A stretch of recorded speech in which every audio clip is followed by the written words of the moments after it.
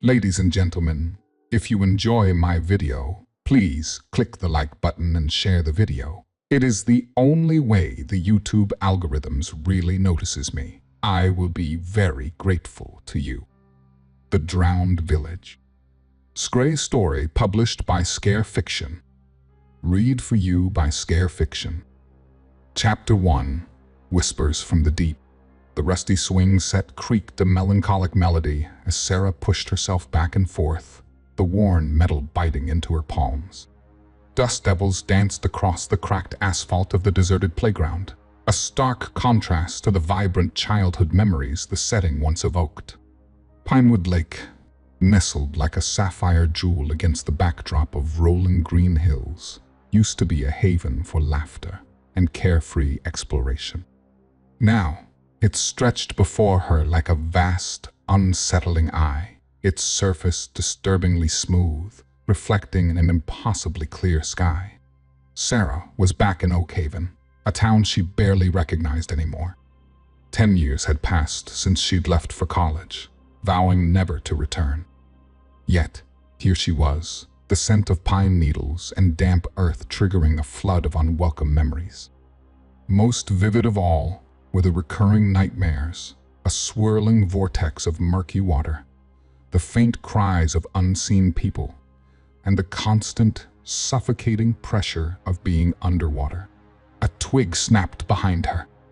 She whipped around, heart hammering against her ribs, to see Liam approaching, tall and athletic, with a mop of sandy hair that perpetually seemed windblown. He was the picture of relaxed Californian ease, a stark contrast to the turmoil brewing within her. "Lost in thought, huh?" he asked, a warm smile creasing his face.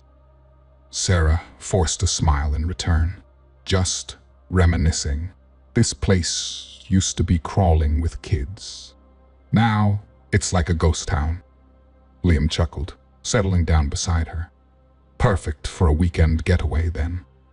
Peace and quiet. No crowds, unless you count the ghosts, she mumbled, unable to resist a playful jab. Liam raised an eyebrow.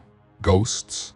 Don't tell me you're buying into those old wives' tales about the drowned village. The legend of Oakhaven's drowned village was a dark stain on the town's history. Whispers claimed a thriving community once existed beneath the lake's placid surface, swallowed whole by a dam project gone wrong decades ago. The story had always chilled Sarah to the bone, but lately it had taken on a terrifying new dimension, weaving itself into the fabric of her dreams. Just something that popped into my head, she hedged, watching a lone fisherman cast his line into the water with an unsettling determination. "Well, forget ghosts," Liam said, pulling her closer. "Let's focus on making some new memories here. Maybe rent a boat tomorrow, explore some hidden coves." The way his eyes sparkled with excitement made it hard to resist. Sarah leaned into his embrace, the warmth of the afternoon sun temporarily banishing the chill that crept down her spine. Still, she couldn't shake the feeling that Pinewood Lake held a secret, and that secret was somehow connected to her. Later that evening, while rummaging through her childhood attic, the past crashed into her like a rogue wave. Tucked away in a dusty box, she found a worn, leather-bound journal. The faded inscription on the cover sent a jolt through her. Eleanor Walker, 1927. It belonged to a grandmother who had passed away when Sarah was just a child. With trembling hands, Sarah opened the journal. Its brittle pages held faded ink entries, written in her grandmother's elegant script. As she devoured the stories of a simpler time, a chilling passage jumped out. August 12, 1927. The whispers are growing louder. They say the dam project is cursed. The villagers restless. A knot of dread tightened in Sarah's stomach. This wasn't just a childhood nightmare.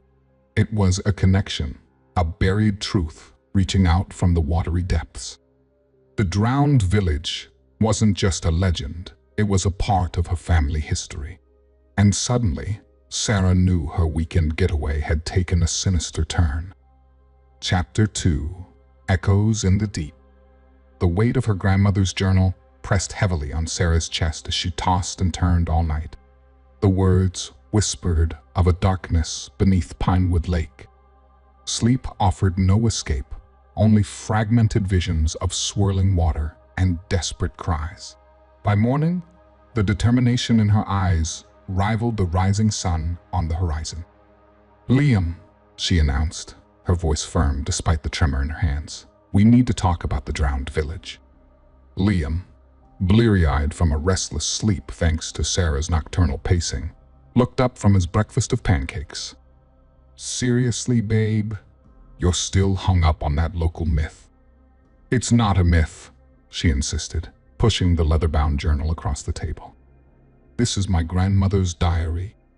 She wrote about the drowned village, about the whispers of unrest. Liam scanned the entry, his brow furrowing. "Okay, that's creepy. But still, it doesn't mean anything actually happened." Frustration bubbled within Sarah. "How can you be so sure? What if there's a connection? What if my family?" The words caught in her throat, the unspoken fear hanging heavy in the air. Liam sighed, setting down his fork. "Look, I understand it's unsettling. But messing around with an underwater graveyard isn't exactly the safest activity for a weekend getaway." "We don't have to go spelunking in the depths," Sarah countered, a glimmer of hope igniting in her eyes. "There must be some way to investigate this safely. Maybe talk to the old-timers in town, see if anyone remembers anything." Liam considered this for a moment. "All right," he conceded, "but we keep it simple. No diving expeditions into murky oblivion." Relief washed over Sarah. "Deal. But first, let's rent a boat." The sun beat down mercilessly as they skimmed across the glassy surface of the lake. The once vibrant blue depths now seemed an inky black, swallowing any light that dared penetrate its surface. An unsettling silence hung heavy in the air, broken only by the rhythmic splash of the oars. As they ventured further out, Sarah grew increasingly uneasy. A prickling sensation crawled up her spine, the hairs on the back of her neck standing on end. Then it came a faint, rhythmic thump from beneath the water, like a distant drumbeat. Liam shot her a questioning look. "Did you hear that?" she whispered, her voice barely audible. Before he could reply, the sound came again, closer this time, accompanied by a low, mournful groan. A tremor of fear ran through Sarah, but it was quickly replaced by a surge of determination. This wasn't just a legend anymore. This was real. Suddenly, a flash of movement caught her eye.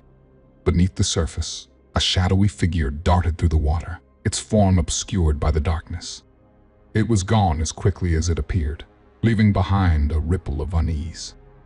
Liam's face had gone pale. "What was that?" he stammered, his voice tight with fear. Sarah gripped the boat's edge, her knuckles white. I don't know," she admitted, a cold dread slithering down her spine. "But I have a feeling we're about to find out." Chapter 3: Whispers in the Water. The unsettling drumbeat pulsed in their ears, even after they docked the boat, a constant reminder of the darkness lurking beneath. Sarah, her heart a frantic hummingbird in her chest, couldn't shake the image of the shadowy figure. "We can't possibly go down there," Liam said, voicing the fear that gnawed at them both. "There has to be another way," Sarah agreed, her voice barely a whisper. But a part of her knew there wasn't. The secrets of the drowned village lay buried beneath the lake, and she was determined to unearth them. Their search led them to a weathered dock at the far end of the lake, its rotting timbers groaning in the afternoon breeze. A faded sign, barely clinging to a post, declared it Oak Haven Marina. Beneath the dock, a dark, gaping hole beckoned like a hungry maw. Here, Sarah suspected, lay the entrance to the drowned village. Liam looked at the hole with undisguised horror. That looks like a watery death trap. Maybe, Sarah said, her voice gaining a newfound resolve. But it might also be our only way in. They spent the next hour gathering supplies, a pair of old dive suits they found dusty and forgotten in a back room of the general store, a couple of powerful flashlights, and a waterproof container for Sarah's grandmother's journal. The water was an unnatural chill, stealing the warmth from their bodies the moment they submerged. The muffled thumping and groaning seemed amplified underwater, a relentless percussion that made Sarah's head throb.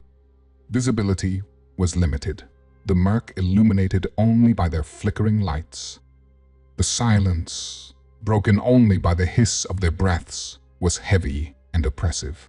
The lake bed was a desolate wasteland, littered with the wreckage of forgotten lives, a broken rocking horse, a rusted lantern, a child's doll with sightless eyes staring vacantly. Each artifact was a poignant reminder of the vibrant community that once thrived here. As they ventured deeper, the oppressive darkness seemed to play tricks on their minds. Liam swore he glimpsed a skeletal hand reaching out from the shadows, only for it to vanish when he shone his light. Sarah felt a phantom touch on her shoulder, sending a jolt of icy fear through her. They finally reached the edge of a submerged street, the outlines of buildings barely discernible in the murk. A sense of crushing despair washed over Sarah. This wasn't just a legend, it was a tomb, a chilling testament to a forgotten tragedy. Then they saw it, a half-collapsed doorway leading into a building. Sarah pointed her flashlight at the weathered sign above. In peeling paint, it read, Oakhaven General Store. This was it. The heart of the drowned village. A surge of adrenaline coursed through Sarah. They were about to step into the past, to confront the secrets that lay buried beneath the waves. But as she took a tentative step forward, the darkness seemed to pulsate around them, and the low, mournful groaning intensified, morphing into a chilling whisper, Welcome home. Chapter 4. Echoes of a Lost Town. They bolted from the submerged doorway, the chilling whisper lingering in their ears like a curse. The ascent felt agonizingly slow, every gurgle of their regulators seeming amplified in the unnatural silence. They broke the surface, gasping for air, the sight of the sun-dappled sky a welcome beacon. Back on the rickety dock, they ripped off their dive masks, gulping down lungfuls of fresh air. Their bodies shivered uncontrollably, despite the afternoon heat. We need to get out of here, Liam stammered, his voice raw with fear. Not yet, Sarah insisted, a newfound urgency fueling her. We found something. Inside the waterproof container, a small collection of items had miraculously survived the watery depths. There were faded photographs of smiling townsfolk, a stack of brittle newspaper clippings yellowed with age, and a leather-bound diary with an inscription that sent a jolt through her. Samuel Thompson, 1927. Sarah recognized the name. It belonged to her grandmother's childhood sweetheart, a man she'd only heard about in hushed whispers. As they huddled under a rickety gazebo, Sarah devoured the diary entries. Samuel's words painted a grim picture. The dam project, initially hailed as a source of progress, had become a source of misery. The construction company, led by a ruthless businessman named Carter, had cut corners and ignored safety protocols, putting the entire town at risk. A particularly chilling entry spoke of a desperate plan. The townspeople, led by Samuel, were determined to sabotage the dam before it was too late. The diary ended abruptly on the eve of the planned action. Suddenly, a gust of wind whipped through the gazebo, tearing a newspaper clipping from Sarah's grasp. It fluttered to the ground, revealing a headline, Dam Disaster Town, Presumed Lost. Below, A faded picture showed a wall of water crashing down upon Oakhaven, engulfing it in a watery tomb. A cold dread gripped Sarah. She realized the truth. The dam project wasn't an accident. It was a deliberate act, a cruel punishment exacted by Carter for the townspeople's defiance. And Samuel, perhaps he wasn't among the survivors. Then a blood-curdling scream pierced the air. Sarah spun around to see Liam clutching his arm, a deep gash oozing blood. Panic surged through her. This wasn't just a historical tragedy. It was a living nightmare. "It's getting colder," Liam gasped, his face pale. Shivering violently, he pointed towards the lake. A thick fog had rolled in with unnatural speed, shrouding the surface in an eerie mist. Sarah's mind raced. This wasn't just any fog. It was a physical manifestation of the town's anger, the vengeful spirit unleashed, and it was targeting them. "We have to get out of here," she said, urgency lacing her voice. But as she turned to flee, her foot caught on something. It was a silver locket, half buried in the dirt. Inside, a faded picture revealed a young woman with familiar eyes, Sarah's grandmother, Eleanor. And beside her, a handsome young man with a determined jawline, Samuel. A wave of nausea washed over Sarah. The truth was undeniable. The drowned village wasn't just a part of Oakhaven's history. It was a part of her family's legacy. And now, she bore the responsibility for their anger, for the restless spirit that lurked beneath the murky depths. Chapter 5. Whispers on the Wind. They fled Oakhaven like refugees, escaping a war zone. The idyllic town, once a haven for carefree childhood memories, now felt like a place poisoned by the past.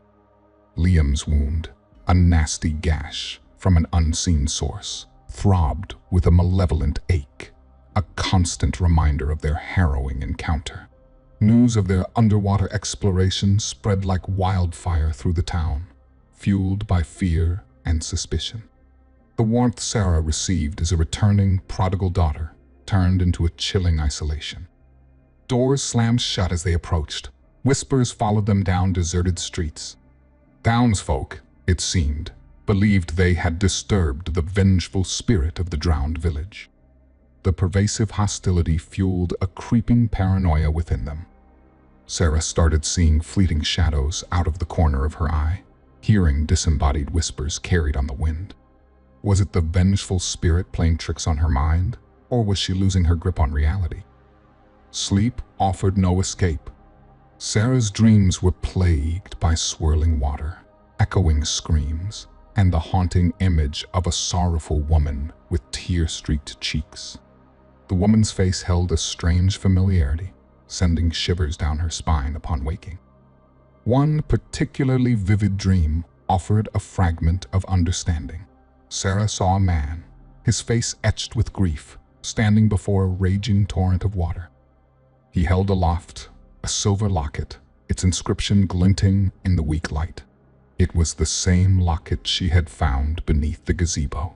Waking with a gasp, Sarah realized the woman in her dream, the woman with the familiar face, was her grandmother, Eleanor.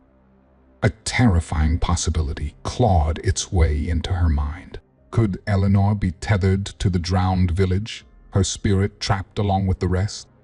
Driven by a desperate need for answers, Sarah scoured the town library, devouring any dusty tomes that mentioned the dam disaster. Buried deep within an old newspaper archive, she found a faded photograph, a group portrait of the Oakhaven Town Council, taken just before the tragedy. And there, unmistakable, stood Samuel Thompson, her grandmother's lost love. A chilling truth dawned upon her. The spirit they were facing wasn't just angry, it was heartbroken. It yearned for justice, for a chance to be acknowledged, to find peace.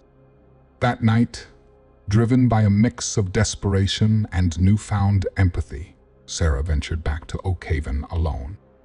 Liam, too weakened and terrified, refused to accompany her. Standing on the rickety dock overlooking the shrouded lake, Sarah held aloft the silver locket, the moonlight reflecting off its surface. "Samuel," she called out, her voice wavering in the stillness. "We know your story. We understand your anger. We want to help you find peace." The silence stretched, thick and oppressive. Just as doubt started to creep in, the air grew frigid. A swirling mist rose from the water's surface, coalescing into a spectral figure. It was a man, tall and gaunt, with sorrow etched into his features. He bore an uncanny resemblance to the young man in the photograph. Terror threatened to consume Sarah, but she held her ground. In that moment, she wasn't just Sarah. She was the granddaughter of Eleanor, the descendant of a town that carried the weight of a forgotten tragedy. The figure reached out a spectral hand, its touch sending a jolt of icy fear through her. But then, something unexpected happened. A single tear rolled down the spirit's cheek, shimmering like a captured moonbeam. The dam had been built, the lives stolen, the love lost. But perhaps, Sarah thought, there was still a chance for healing, for a resolution that transcended the boundaries of the living and the dead. And in that silent exchange, bathed in the pale moonlight, she took the first tentative step towards it.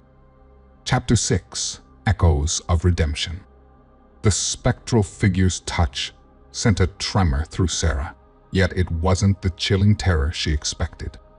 It was a flicker of sorrow, a cold loneliness that mirrored the tear rolling down its cheek. In that moment, Sarah understood. This wasn't just a vengeful spirit. It was a soul trapped in grief, yearning for peace. Returning to the ramshackle cabin they were renting felt like entering a different world. Liam, pale and haggard, paced the room like a caged animal. Relief washed over him when he saw Sarah, a flicker of anger sparking in his eyes. "You shouldn't have gone back there alone," he exclaimed, his voice laced with worry. "I had to," Sarah said, collapsing onto a rickety chair. The spirit, it's not what we thought." She recounted her encounter by the lake, the chilling sorrow in the spectral figure's eyes. Liam listened intently, a frown creasing his brow. "So, what now? Do we just become ghost whisperers?" "No," Sarah said, a newfound determination hardening her voice. "We help them find peace. We owe it to the spirit, to the memory of those lost." "But how?" The question hung heavy in the air. Sarah sifted through the newspaper clippings and the diary entries, searching for a clue. Then, something jumped out from Samuel's final entry, a cryptic mention of a justice stone, a symbolic cornerstone meant to be laid during the dam's construction, but mysteriously missing on the day of the disaster. "Maybe that's it," Sarah said, pointing at the passage. "The spirit feels wronged, cheated of justice. Maybe returning the stone will somehow appease it." Finding the stone wouldn't be easy. It was likely lost beneath the murky depths of the lake, another victim of the dam's collapse. But they were running out of time. The vengeful spirit's power was growing, the chilling fog spreading across Oakhaven, a tangible manifestation of its anger.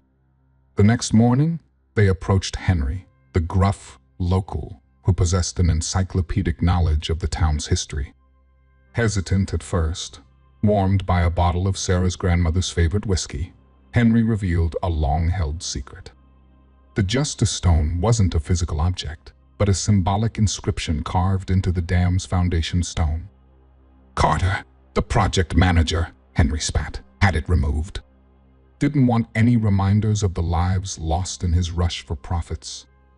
Hope flickered within them, but then came the daunting task. How do you carve an inscription onto a submerged dam wall?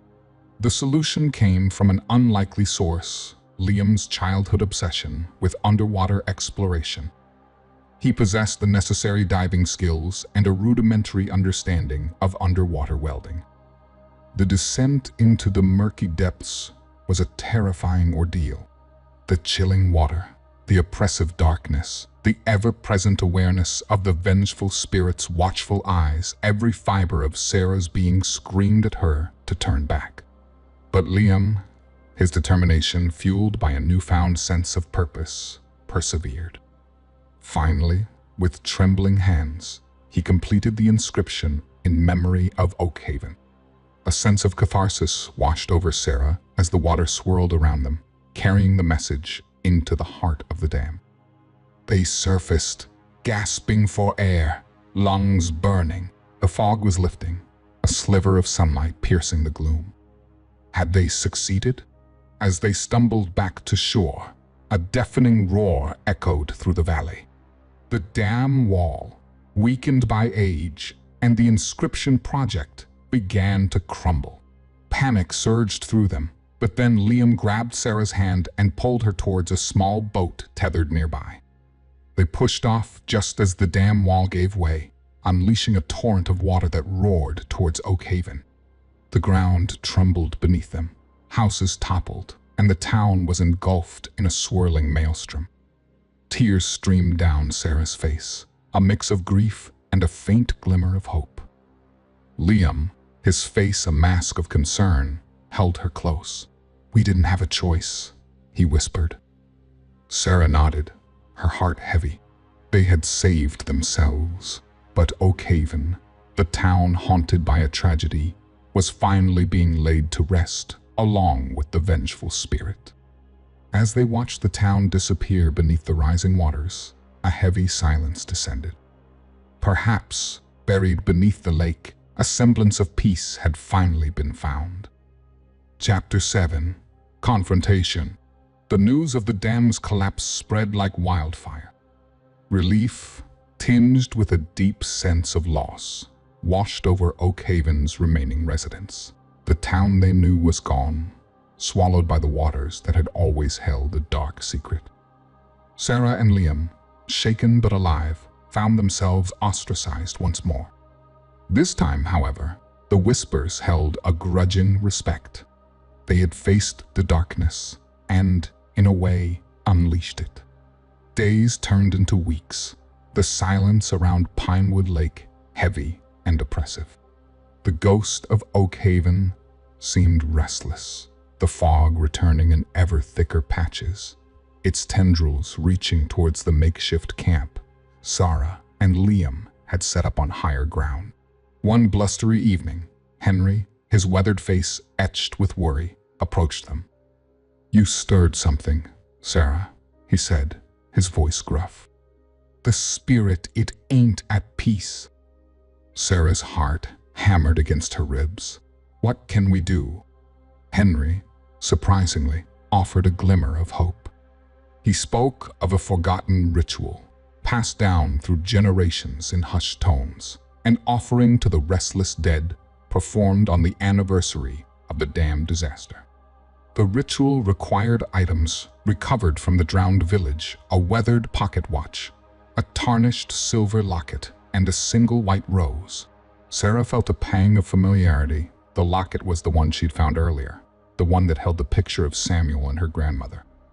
The night of the ritual arrived, a dark curtain descending upon the lake. Sarah, clutching the items, stood at the water's edge, Liam by her side. The air crackled with a tangible energy, the wind howling a mournful dirge. Reciting the fragmented words Henry had taught her, Sarah cast the offerings one by one into the churning water.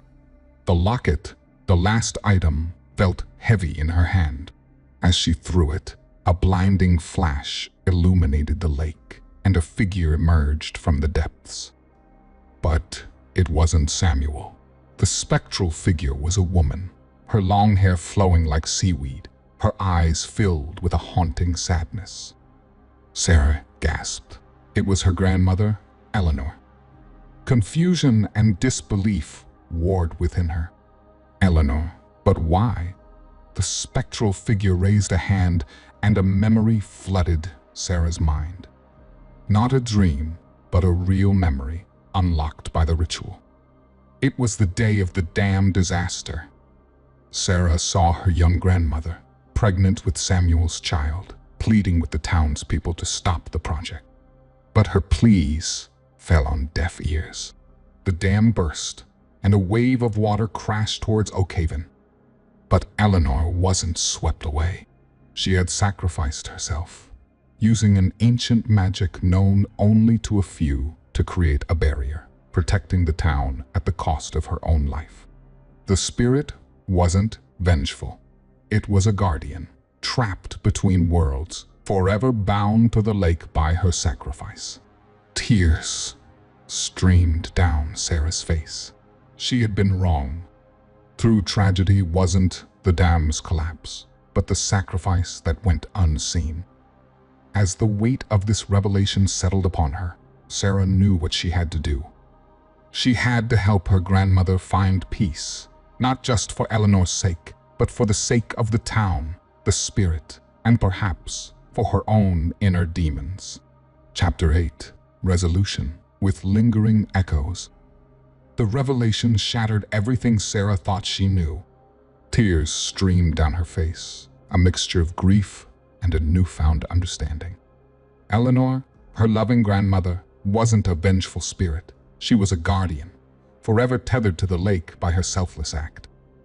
A choked sob escaped Liam's lips. The weight of the town's tragic past, previously shrouded in whispers and half-truths, now pressed down on them. Sarah gripped his hand, her voice trembling as she spoke. "We have to help her find peace, Liam. Not just for her, but for everyone." The next few days were a blur of frantic research. Sarah devoured dusty library archives, piecing together fragments of the forgotten magic Eleanor used. It was a desperate act, fueled by a mother's love that bound her spirit to the lake, forever protecting the town she couldn't save physically.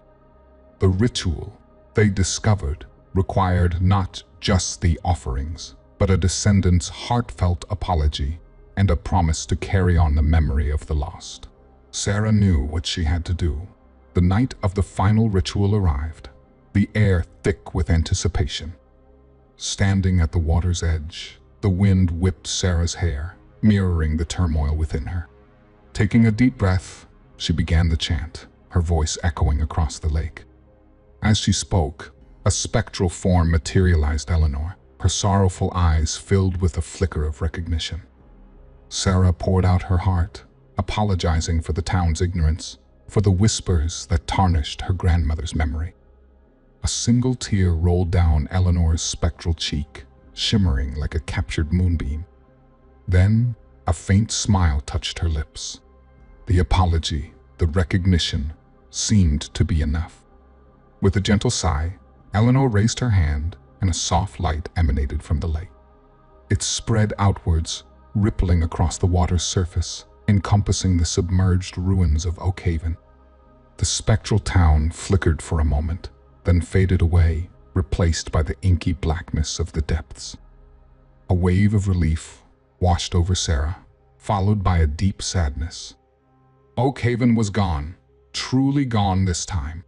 But with its disappearance, a sense of peace settled over the area. The oppressive fog lifted, replaced by a clear, star-studded sky. The next morning, they stood on the shore, watching the first rays of sunlight dance on the water's surface. Oakhaven was gone, but not forgotten. Sarah knew she would carry the memory of the drowned village and her grandmother's sacrifice forever in her heart. As they turned to leave, a lone crow cawed overhead, circling the lake once before disappearing into the distance. A shiver ran down Sarah's spine. Was it a final farewell, or a chilling omen? The silence that followed seemed to hold a lingering echo, a whisper of something yet unresolved. The epilogue could follow Sarah and Liam a year later. Perhaps they've returned to their normal lives, but the experience has left an indelible mark. Maybe Sarah receives a package containing a dusty artifact from the drowned village, a final piece of the puzzle that sends shivers down her spine. Or perhaps, on a quiet night, they hear a faint echo of laughter on the wind, a fleeting reminder of the lives lost and the secrets that still lie buried beneath the lake. The ending should leave the reader with a sense of closure, yet a lingering unease, a feeling that perhaps not everything has been laid to rest.